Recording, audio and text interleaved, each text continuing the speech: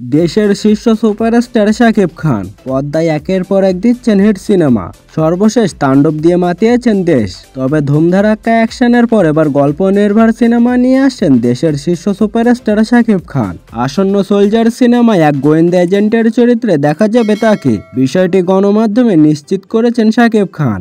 1 মাসের বেশি সময় অবকাশ যাপনে যুক্তরাষ্ট্রে আছেন শাকিব। সঙ্গে রয়েছেন শবনম বুবলী ও তাদের ছেলে শাহজাদ খান বীর। সেখান থেকে সংবাদ মাধ্যমে দেওয়া এক সাক্ষাৎকারে শাকিব জানালেন, আগামী ডিসেম্বরে শাকিব ফাহাদের সোলজার সিনেমা মুক্তির লক্ষ্য নিয়ে কাজ এগিয়ে চলছে। তিনি দেশের বাইরে থাকলেও জোরে সোরে চলছে নতুন সিনেমার প্রস্তুতি।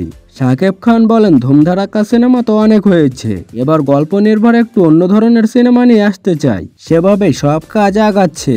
শাকিব ফাহাদ পরিচালিত সিনেমাটির নাম সোলজার, যেটা এই ডিসেম্বরে রিলিজের প্ল্যান আছে।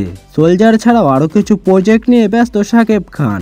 জানালেন, আবু হায়াত মাহমুদের পরিচালনায় প্রিন্স রিলিজ হবে ঈদ-উল ফিতরে। আরও কয়েকটি সিনেমার স্টোরির কাজ চলছে। সবকিছু লক হলে জানতে পারবেন।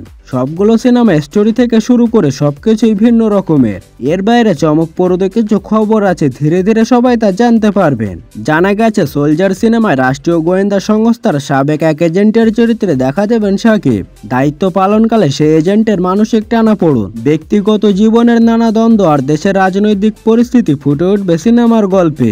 আগামী মাসে শুটিং শুরু হওয়ার কথা রয়েছে। শিগগির আনুষ্ঠানিক ঘোষণার মাধ্যমে জানানো হবে সিনেমার অন্য অভিনয় শিল্পীদের নাম।